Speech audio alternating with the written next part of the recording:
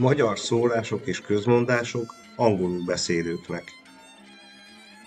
Hungarian sayings and proverbs for English speakers. Talking to the baker. Mehetsz a pékhez panaszra. Looking at this, pék has two meanings. It can mean a baker or it can mean a bakery, the place where a baker works. Here, pék is the baker. And panos is a complaint. Panaszkodik is the verb to make a complaint.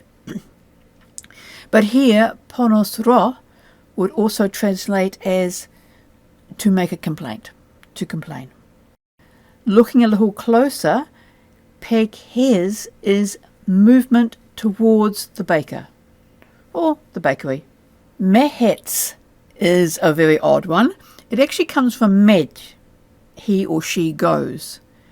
We'll look at how it's formed later, but for now accept that it means you can go. So word by word, you can go the baker to for a complaint. Basically, you can go and complain to the baker. This one actually means it's too late. Nothing can be done. In New Zealand, Vogel's bread is an institution. It's a dark brick of a bread, very heavy, dense and moist. It welcomes lashings of butter or Vegemite. It was first made in New Zealand in Auckland in 1967 by Hans Kiwi and named after the Swiss naturalist Alfred Vogel.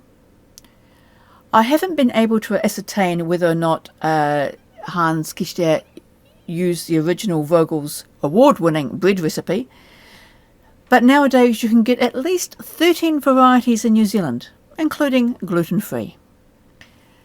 Thinking of bakers, let's think about food occupations. At first I thought there would be a lot, but not really.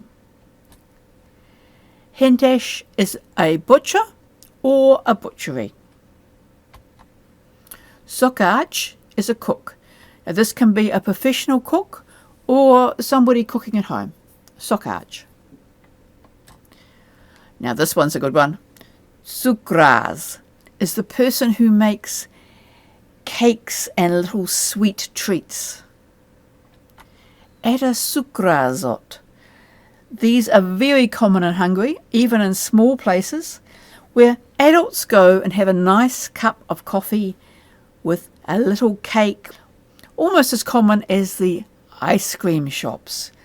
Hungarians do have a very sweet tooth. We can also think about people who serve you food. That would be a pincér or a pincérnő, a waitress. There's also a kocsmáros. That's the person who runs a kocsma, a pub. Not strictly speaking a place where you get food, but I was running out of things to do because you see you don't have things like greengrocers or anything like that because in the old days you'd go to the market and nowadays you go to the supermarket. A kocsmáros works at a kocsma. I picked kocsmáros to introduce the word kocsma, and strictly it isn't really an eating place. You can get food there, but it's really a drinking place. So think of it as a pub or bar or tavern. There are a number of other places you are more likely to go to eat. A vendégő is a restaurant which serves hot meals and drinks and tends to serve more traditional foods. And often the restaurateur is the owner and manager of the restaurant. So they tend to be quite small, not chains. Csárda is a traditional Hungarian inn or restaurant mainly in the countryside, whereas vendégő is within a town or village. A csárda tends to be just by itself, in the middle of nowhere. My favourite one is the one at the Hortobágy, and it tends to serve traditional Hungarian food as well. If you want a general word for a restaurant, it is étterem, eating room literally. They're often more formal, and if you want to get foreign food, this is really the only place you can get it, apart from a cafe or a buffet or something like that. I want to look at that letter C. Not the CS, but the C by itself. IPA uses a symbol TS, and it sounds like exactly that, like in hats or roots. So it's a t-s sound. This word really threw me. I've known this word all my life. It's one of the few Hungarian words that we continue to use in New Zealand. But when I saw it written, I didn't know what it was. It's a pékhez, a market. And just the combination of letters just threw me. So there we are. Városi pékhez, town market. Another one is kilenc, as in kill ants. And it means 9. Looking for something a wee bit different, tipo. In this case, it's at the beginning of the word, makes it a wee bit harder to say. It means shoe or shoes. Let's look at that hos, his, hers. On sitting on a horse, we looked at movement towards a surface, being ro or re. And there's also movement into a container, bo or be. This is the third one, which is about moving towards a place or a person, ho, his, hers, depending on vowel harmony. Now, what is quite interestingly, you could also use this to mean somebody's place. So if you say János hoz, you mean János's place, not necessarily moving towards the physical presence of János. So, we're walking towards the baker. Megyek a pékhez. I walk towards the baker. I walk towards the butcher. I walk towards the inn. And I walk towards the restaurant. In each case, you're not actually going in.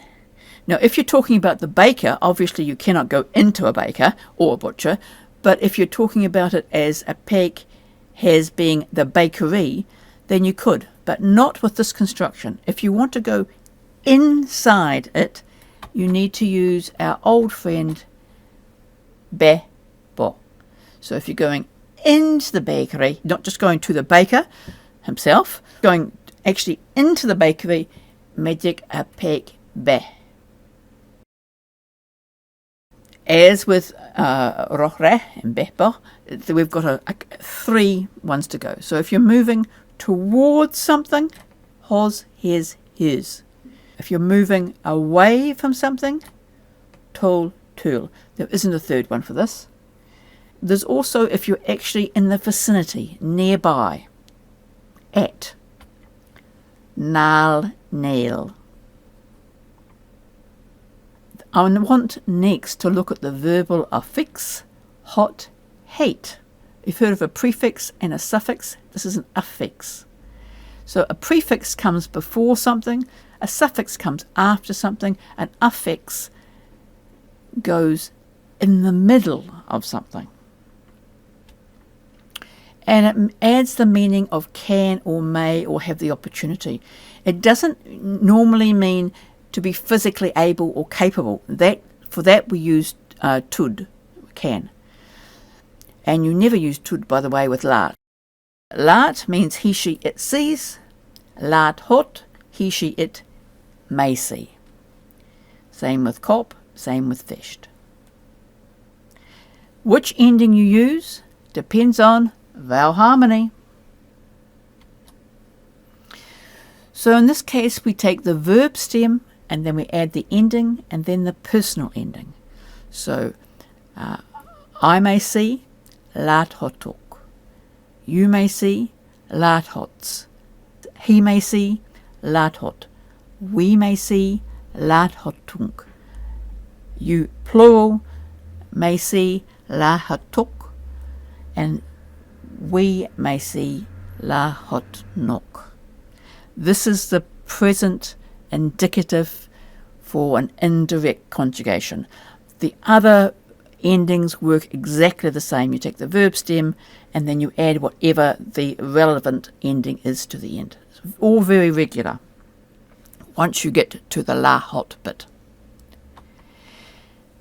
But we do have those 9 irregular verbs, and they're irregular in this too. So unlike the conditional, which we saw in another video,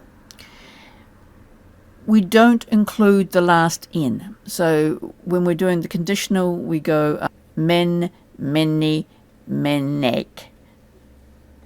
Here we just take the N off. So von goes to le, yön goes to you, med, which is the one we're using, goes to mehet, isik goes to just e, esik goes to just e, and tes and all the ones that are similar to that just go to te. And then we add the personal ending exactly the same as anything else. It's just that first formation that's irregular, and after that, perfectly regular. Mehetsz a pékhez panaszra. You can go and complain to the baker. It's too late. Nothing can be done. It's never too late. So get on there. Start working on your vocab. Polish up your grammar. You can get there. Anyone eventually can learn Hungarian. Go for it. And if you found this video useful, don't forget a like and maybe even a comment. Cheers.